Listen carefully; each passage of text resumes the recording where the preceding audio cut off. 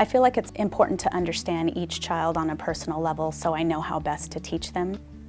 For me, it's important that they're making connections between home and community and school. My philosophy of education is that these are human beings, and I have been given the opportunity and the gift to be a part of that, and I want to make it count.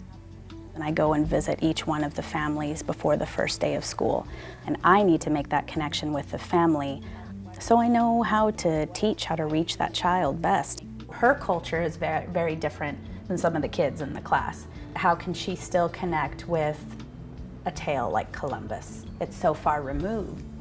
Well, Allison's Indian, her dad is Indian.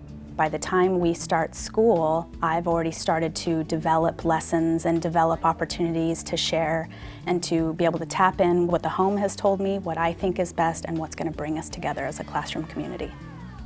I really focus on getting to know each other on a cultural basis as cultural entities during the beginning of the school year, because I really believe that this is how we dismantle things like racism.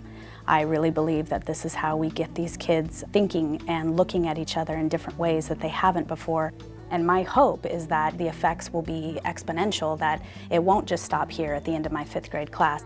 And all of a sudden I've got children from different parts of the world seeing each other differently for the first time, and they're saying, okay, so you kind of know my story. And it goes on and on like that, and we see this beautiful web being created of the connections they make to each other and the friendships.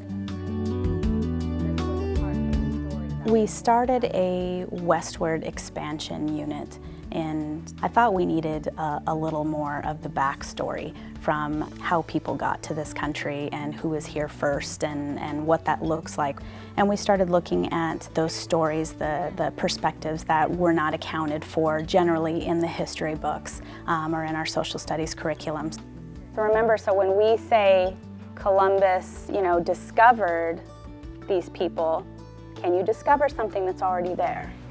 Linking those things, making the connections, then it doesn't seem so distant, then it doesn't seem so removed from their daily lives.